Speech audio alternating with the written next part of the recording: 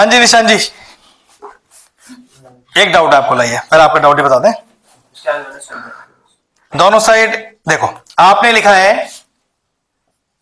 Vector A is equal to lambda times B cross C taking modulus on both side. रट्टा मार ले भाई step, ठीक है। ये कितना लिखेगा, ठीक।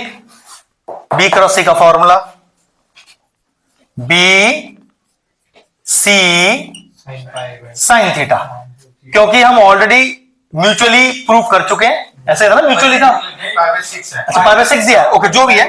तो थीटा कितना हो गया यहां पर हमारे पास 5/6 क्वेश्चन में दिया हुआ है।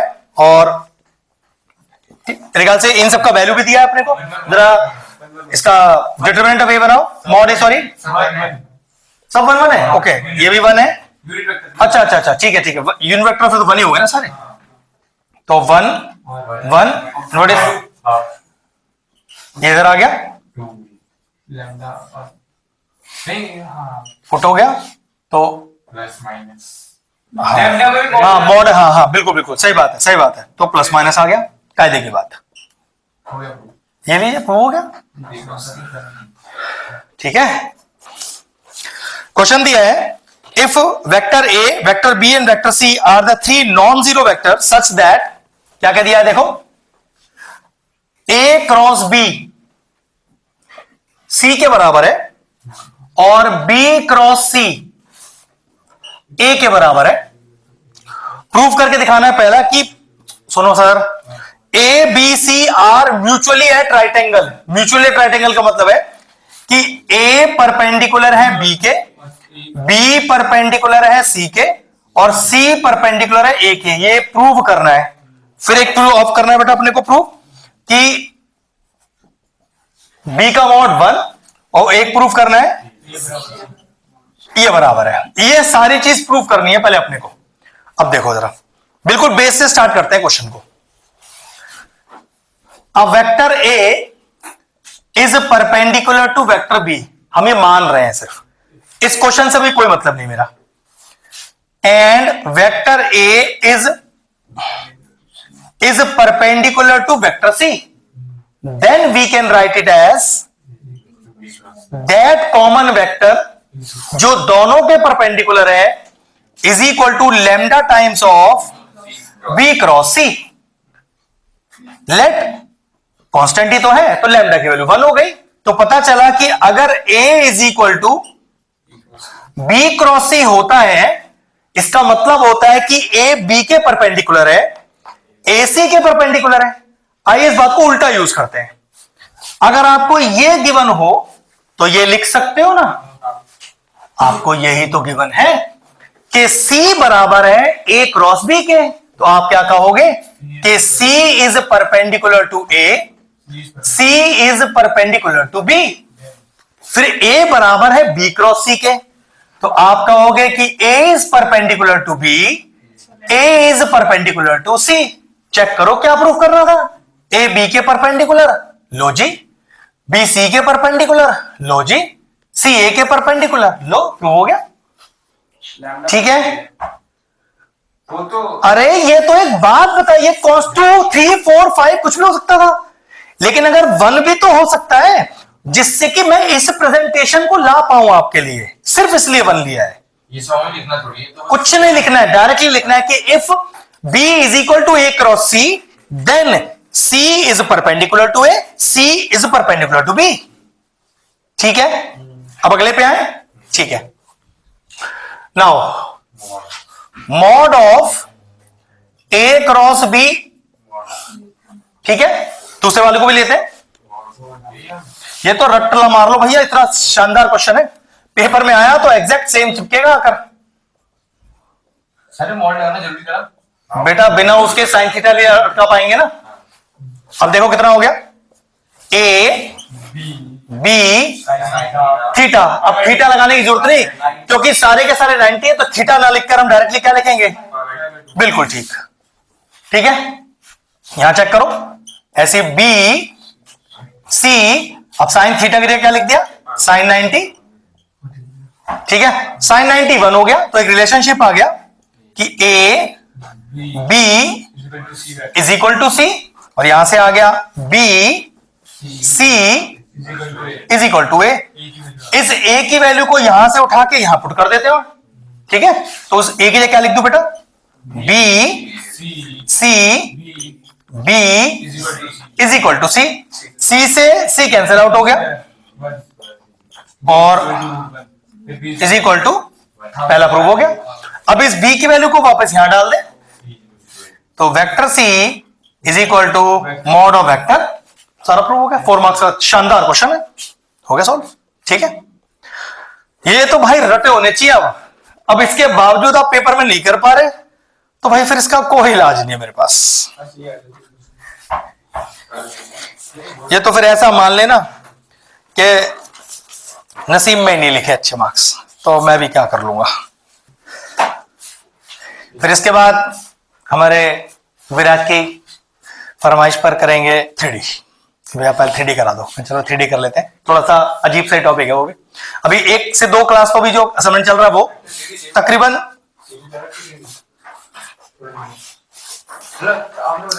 3D में वेक्टर का इस्तेमाल है, तो वेक्टर आना चाहिए 3D करने के लिए। दोनों सेम नहीं है, दोनों डिफरेंट टॉपिक है। हमने जो करा था बीटा 1 बीटा 2 और वो वाला, हाँ वो भी एक शानदार क्वेश्चन है।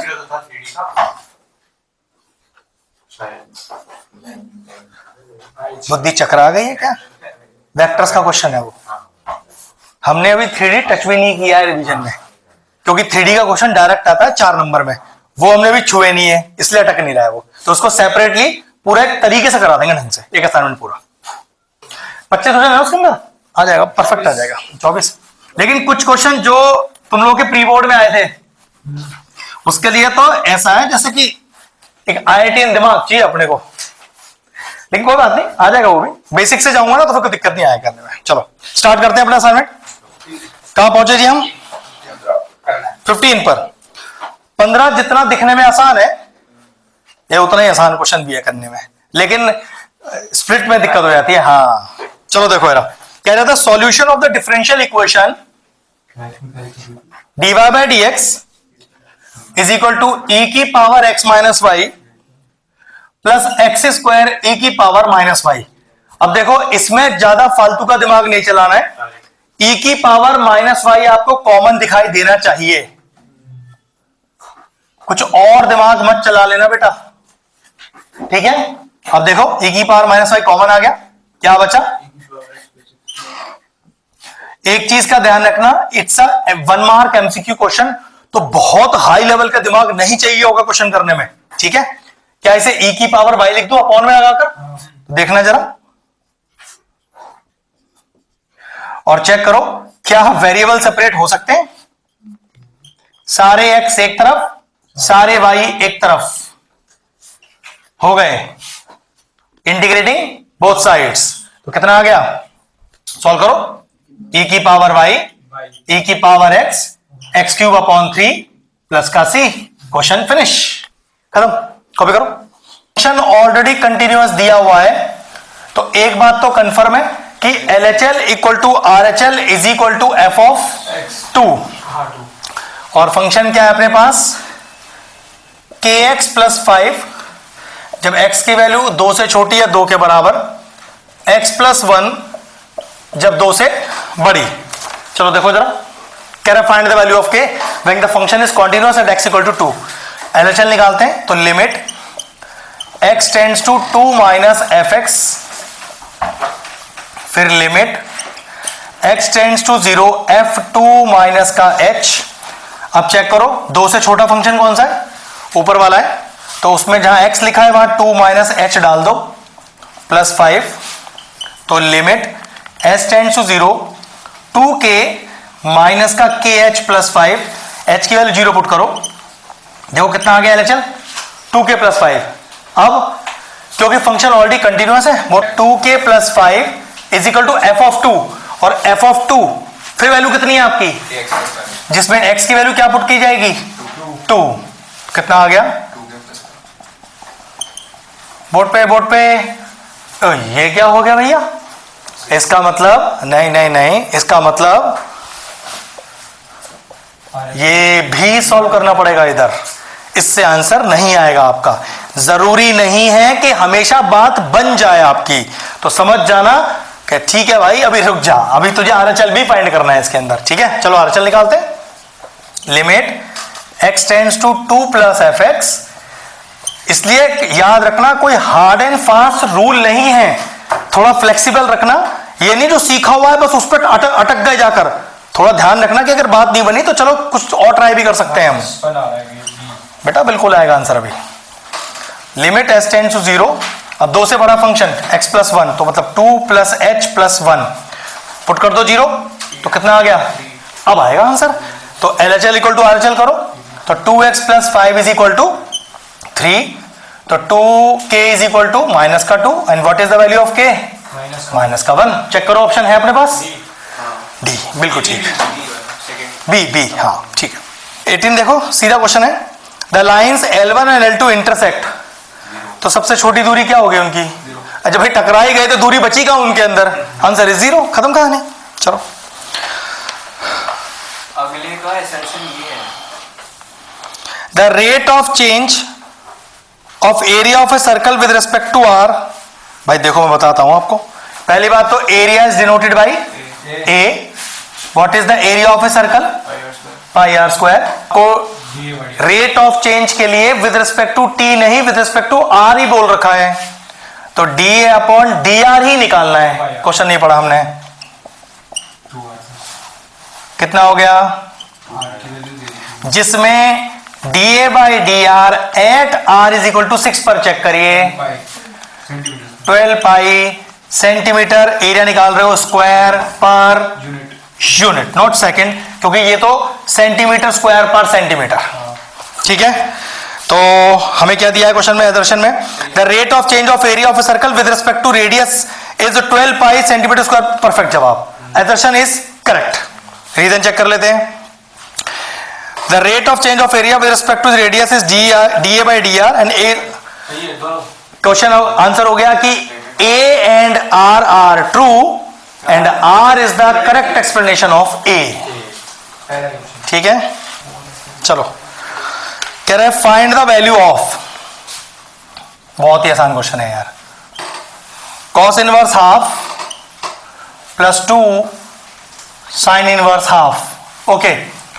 cos थीटा कौन सी वैल्यू पर 1/2 है, 60 डिग्री पर, that is equal to pi by 3। और क्या ये पाई बाई 3, पहले समझ लो, कॉस की बात कर रहे हैं, इनवर्स की, 0 से पाई के बीच में लाई करता है, हाँ करता है। अगला 2 से कोई मतलब नहीं, साइन इनवर्स हाफ की वैल्यू भाई 30 डिग्री है, पाई बाई 6, और क्या ये पाई बाई 6 माइनस 90 से प्लस 90 के बीच में लाई करता है, यस। भैया नहीं करता होता तो भाई हमें कुछ जुगाड़ लगाना पड़ता क्वेश्चन में, हाँ कुछ करना तो पड़ता ही पड़ता। तो pi by 3 plus pi by 3 is equal to 2 pi by 3। मैं कह रहा ये 3/2 कैसे आ गया, काट तो दिया उसे, हाँ ठीक तो है। चलो चलो चलो कोई बात नहीं, 2 पाई नहीं वो ऊपर ही वो बोल रहा है। अब तो 10 बार निकाल लिया कि भाई प्रिंसिपल वैल्यू बताइए फंक्शन की, प्रिंसिपल वैल्यू मतलब रेंज किसकी, cos इनवर्स x की। तो 0 to पाई है, तो ये क्यों ले फिर हम 0 से पाई, डोमेन कहां से कहां तक का होता है, और बीच में वैल्यू, और एक बाउंड्री वैल्यू खींच लो फटाफट से, बिल्कुल फा से फल वाला फलाना फा, खत्म, फिनिश, खोल हो गया। चलो cos इनवर्स का ग्राफ बन गया, और रेंज अपने को पता ही है, उसकी रेंज होती है 0 से पाई, डोमेन होता है -1 से 1। आप चाहो तो ये डॉटेड लाइन मिटा सकते हो, खत्म कहानी। चलिए अब यही आप क्यों बनाओगे, ये वाला बनाना फटाफट से, और वाला क्वेश्चन 2 मिनट सॉल्व हो जाएगा, ठीक है। वैसे वो भी आसान नहीं था पहला वाला भी, इस क्वेश्चन को टफ करें, देखो जरा इसी क्वेश्चन को टफ करते हैं, हाँ फिर से बनाओ, लेकिन क्वेश्चन लिखो नहीं, draw the graph of cos inverse x from close bracket में -1 to 0, क्लोज ब्रैकेट में -1 to 0 and find out it range and find out -1 से 0 पे चाहिए अपने को ग्राफ सिर्फ, ये तो मैंने कहा था, अब इसमें ट्विस्ट कर लेते हैं और फाइंड आउट इट्स रेंज। अरे रुक जाओ, अब सबसे पहले भैया कॉस इनवर्स का ग्राफ तो खिंचा हुआ है मेरा, लेकिन मेरे तो क्या कह रहा है, सुनो सुनो सुनो, मुझे मेरे ग्राफ को सिर्फ -1 से 0 तक पे बनाना है, -1 से, इसकी जरूरत नहीं है। और अगर -1 से 0 की बात कर रहा है तो रेंज तो y एक्सिस होता है, चेक करो कहां से कहां तक का रेंज है, π/2 से खत्म कहानी, फिनिश, आंसर आ गया। ये ट्विस्ट आ गया इसके अंदर हल्का फुल्का, ठीक है। हाँ, rate measure. A particle moves along the curve, देखिए a particle moves along the curve, curve दिया हुआ है, find the point on the curve at which y coordinate is changing 2 times as fast as x coordinate. देखो according to the question y coordinate is changing, तो dy/dt twice as fast as x coordinate dx/dt, ये अपने को given है। इसको use करते हुए time के रेस्पेक्ट में इसे डिफरेंशिएट करते हुए हमें पॉइंट्स निकालने हैं x और y। तो बस ठीक है, पहले अपने फंक्शन को डिफरेंशिएट करो। 6 dy/dt is equal to 3x² dx/dt plus 0। क्या dy/dt की वैल्यू पता है? ट्वाइस dx/dt, पुट कर दीजिए, तो twice dx/dt is equal to 3x² dx/dt। चेक करो क्या dx/dt कैंसिल आउट हो गया, 3 2 जा 6, ये भी कैंसिल आउट हो गया, तो 4 बराबर x² और x का वैल्यू +-2। अरे सुनो इधर, अब 2 केस लेने हैं, एक बार x की वैल्यू 2, एक बार x की वैल्यू -2, और अपने फंक्शन में पुट कर दीजिए, देखिए कितना वैल्यू आएगा, तो 2 का क्यूब +2, तो 6y इज इक्वल टू 8 + 2 10, और y का value 10/6 that is equal to 5 10 2 3 6, तो y इज इक्वल टू 5/3। तो पहला पॉइंट कितना आ गया, 2, 5/3। चलिए अब x की जगह -2 पुट करिए, तो 6y equal to -8 + 2, 6y equal to -6 and y is equal to -1। तो पॉइंट क्या आ गया, -2, -1। Therefore point on the curves, points on the curve are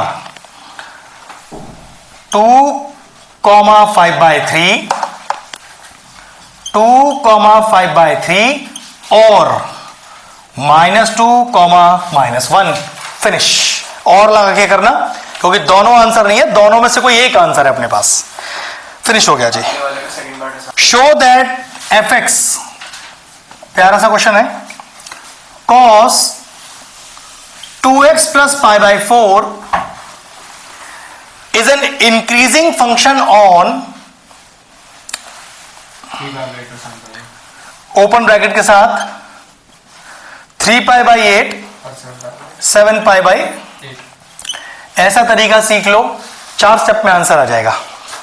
ज्यादा हरकत कुछ करोगे इसमें तो 2 नंबर का क्वेश्चन है, 4 नंबर का समय निकल जाएगा, अपना टाइम भी बचाना है, ठीक है। तो इस तरह का तरीका सीखो कि बात एक बारी में बन जाए अपनी। सबसे पहले बेसिक पर चलते हैं, डिफरेंशिएट करते हैं पहले से। तो what is your f'(x)? Minus का साइन 2x + π/4, फिर 2x + π/4 का डिफरेंशिएशन 2 और डेरिवेटिव आ गया ये। फिर लिखना है for increasing put f'(x) greater than 0। पहले समझ लो एक बार अच्छे से, बहुत आसान क्वेश्चन है। तो -2 साइन 2x + π/4, ये ठीक है। अब इस -2 को हटाएं यहां से, लेकिन जब माइनस हटता है तो इनइक्वालिटी रिवर्स हो जाती है। -2 पूरा 0 के नीचे तो जा रहा है, लेकिन इक्वल टू थोड़ी ना है, तो ये कितना हो जाएगा, साइन 2x + π/4 लेस देन 0। अब आते हैं अपने कार्टेशियन प्लेन पर और चेक करके बताइए साइन एक्स यहां कब लेस देन 0 होता है, मतलब कौन कौन से इंटरवल पर साइन नेगेटिव है, यहां पर और यहां पर, दोनों में पॉजिटिव है। तो पाई से चला 3π/2 पे पहुंचा तब भी नेगेटिव, और 3π/2 से चला और 2π पे गया तब भी नेगेटिव। तो कह सकते हैं कि ये कंडीशन तभी सेटिस्फाई हो सकती है जब उसका ये एंगल पाई से लेके 2π के बीच में कहीं भी लाई कर जाए। तो आप कहोगे कि for this to be yes, sine का जो एंगल है वो लाई करे कहां से, पाई से, और कहां तक, 2π तक। पहले बताओ ये क्लियर हो गया। मान लो ये ग्रेटर देन 0 होता तो 0 से लेके और पाई तक की रेंज में पूरा का पूरा पॉजिटिव होता है, तो यहां 0 लिखता है, यहां मैं पाई लिखता, क्योंकि नेगेटिव की बात कर रहा है, लेस देन 0। तो पाई से लेके 2π तक पूरे में 0 है, सॉरी पूरे में नेगेटिव है, तो मैंने पाई से 2π। और भैया आपने इक्वल टू क्यों नहीं लिए, भाई देखो ओपन ब्रैकेट है ना, इसलिए नहीं ले सकता इसे मैं, ठीक है। चलिए अब एक एक करके यहां से π/4 हटाइए, तो पूरे में π/4 सब्ट्रैक्ट कर दीजिए। तो पाई माइनस का π/4 less than 2x plus π/4 minus का π/4 लेस देन 2π माइनस का π/4। गया, कितना बचा, 3π/4 less than 2x less than 7π/4। भैया 2 भी हटाओ यहां से, तो सबको 2 से डिवाइड कर दीजिए, तो ये कितना हो गया, 3π/8 less than x less than 7π/8। चेक करना क्या यही चाहिए था अपने को आंसर, आ गया अपना आंसर, परफेक्ट जवाब एकदम, ठीक है। Hence the function is increasing on the interval 3π/8 to 7π/8।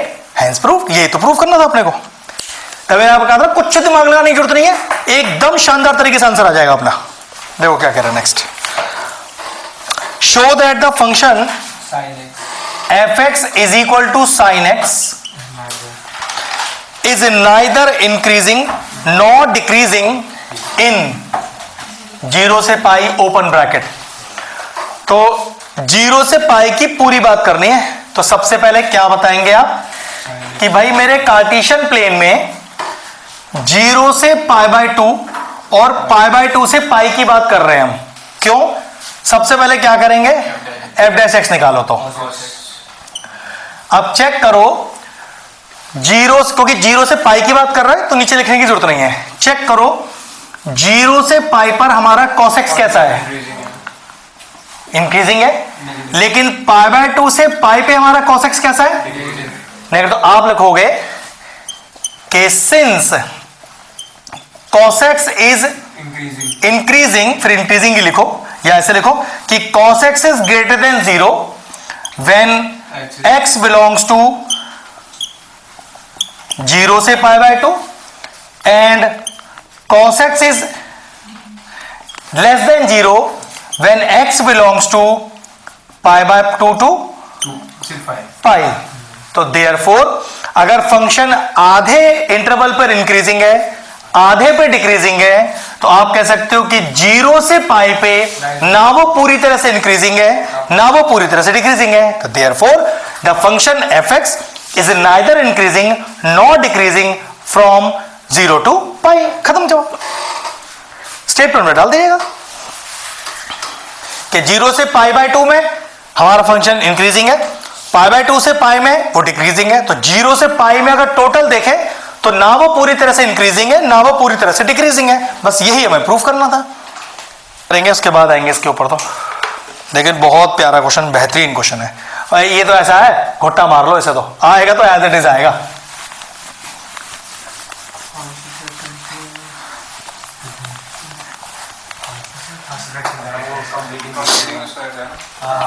Question number 24। अरे भाई जो बाजू में हमारे बच्चा बैठा है उसने पूरी इंटीग्रेशन सीखी है अभी, ताजी ताजी, वो थोड़ी हेल्प करेगा हमारी। क्या ये क्वेश्चन इंटीग्रेशन का है? हाँ हाँ, देख लो।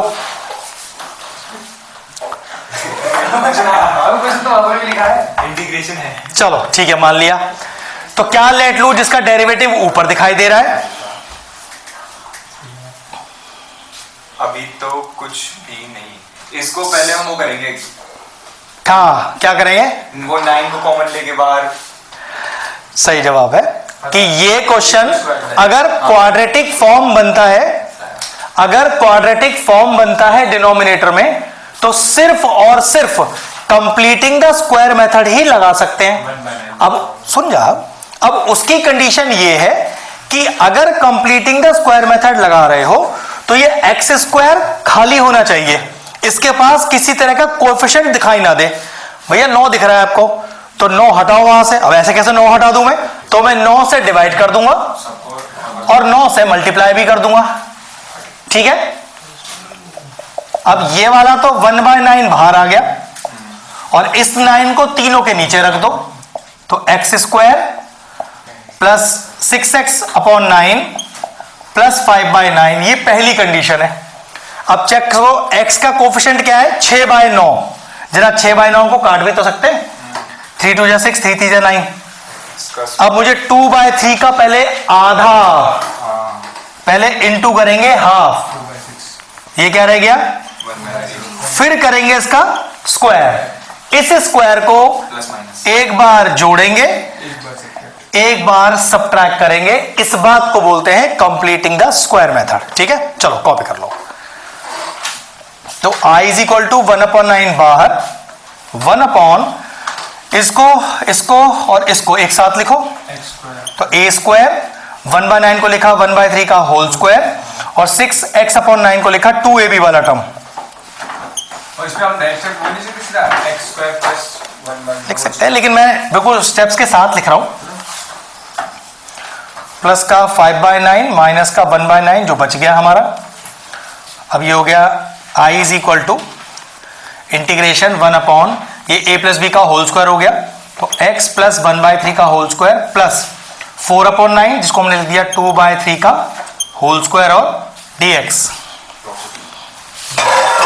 अक्षर ji integration 1/x square plus a square dx की प्रॉपर्टी बताइए। 1/a tan इनवर्स x/a बिल्कुल ठीक, 1/a tan inverse x/a plus c। चलिए अब i इज इक्वल टू 1/9 बाहर, तो 1/a तो 1/2/3 tan inverse x plus 1/3 upon 2/3 plus का c। तो is equal to 1/9 into 3/2 tan inverse 3x plus 1/3 whole upon में 2 और प्लस का c। ये कैंसिल आउट हो गया, तो ये बचेगा i is equal to 1/6 tan inverse 3x plus 1/2 और प्लस का c। अब आया इसका आंसर परफेक्ट एकदम। चलो जल्दी से करो। 25 देखिए, find the matrix x for which 3 2 7 5। Please ये इनटू मत सोच लेना इसको, इसका वैल्यू ही चाहिए अपने को, -1 1 एक सेकंड बेटा, इज इक्वल टू 2 -1 0 4। बोल बेटा। तो जो हम ये वाला स्टेप रहे थे यहीं पे एबीसीडी लगा दो x को, लगा सकते थे, हाँ हाँ। अब प्रॉपर कर लेना जैसे एग्जाम में करेंगे इसको हम। सबसे पहले मैंने क्या किया, इसको 3 2 7 5 और इस x मैट्रिक्स को क्या मान लिया, बस आराम से। अब एक क्वेश्चन जरूर राइज कर सकते हो कि सर आपको कैसे पता कि आपको ऑर्डर 2/2 का ही लेना था यहाँ पर। चेक कर लेंगे क्वेश्चन है। अरे भैया क्वेश्चन ही 2/2 की फॉर्म में है, तो हम क्यों चेंज करें ऑर्डर को, सेम रखते हैं ना। आओ चलो पहले इन्हें मल्टीप्लाई करते हैं आपस में, एबीसी वैल्यू निकालो ना फिर x। बस और क्या है, एबीसीडी निकालना अपने को। एक तरह से हमने लेट कर लिया है कि जो x है वो एबीसीडी है, बस ये मान के चलो, ये हमने लेट कर रखा है। चलिए मल्टीप्लाई करिए, 3a प्लस 2c, तो 3a plus 2c 3b plus 3b plus 2d 7a plus 5c 7a plus 5c 7b plus 7b plus 5d। Okay, -1 1 -2 1 is equal to 2 -1 0 4। चलिए फिर से मल्टीप्लाई करिए, तो आएगा माइनस का 3a माइनस का 2c माइनस का 6b माइनस का 2d। चेक कर लेना भाई ध्यान से। फिर फर्स्ट रो सेकंड कॉलम, तो 3a plus 2c plus 3b plus 2d, फिर इसको इससे मल्टीप्लाई करिए तो माइनस का 7a माइनस का 5c माइनस का 14b माइनस का 10d, फिर सेकंड रो सेकंड कॉलम, तो 7a plus 5c plus 7b plus 5d is equal to 2 minus 1 0 और 4। कुछ रिड्यूस होगा अभी ये मैट्रिक्स आपका, नहीं एबीसीडी पूरा पूरा कुछ रिड्यूस नहीं हो रहा है, चारों में एबीसीडी अटक रहा है। चलो कंपेयर कर लो आपस में दोनों मैट्रिक्स को। थोड़ा लंबा क्वेश्चन हो गया। माइनस का 3a माइनस का 2c माइनस का 6b माइनस का 2d बराबर 2, इसको ले लो जीरो वाले को, थोड़ा आसान से बात बन जाएगी इसमें अपने को, ठीक है ना। तो इसको लो 3a plus 2c plus 3b plus 2d is equal to, अब देखो जरा ये गया कितना आ गया माइनस का 3b 1, लो b का वैल्यू सीधा आ गया, ठीक है। अब जरा इन दोनों को रखो कंपेयर करते में, तो मेरे ख्याल से दो टर्म फिर कट जाएंगे अपने को, ठीक है। चलो इसे तो हटा ही लो, फिर इसकी तो बेकार जरूरत नहीं है अपने को कोई। माइनस 7b माइनस रख रहे हैं माइनस का 7a माइनस का 5c माइनस का 14b माइनस का 10d इक्वल टू 0, और अगला वाला रखो 7a plus 5c plus 7b plus 5d is equal to 4। फिर देखो कुछ टर्म कटेंगे, ये कट गया माइनस 7b और ये कितना आ गया माइनस का 7b माइनस का 5d और माइनस का 5d is equal to 4। b की वैल्यू देखो माइनस का 1/3 आ रखा है, पुट करो बेटा इसके अंदर, 7/3 विराज सॉल्व कर फटाफट से बेटा। तो 7/3 माइनस का 4 इज इक्वल टू 5d, तो 7 माइनस का 12 इज इक्वल टू 5d, 7 तो 5 बच गया, 5 से 5 कट गया, तो माइनस का 1/3 बराबर आ गया d अपना। चलो फटाफट से फटाफट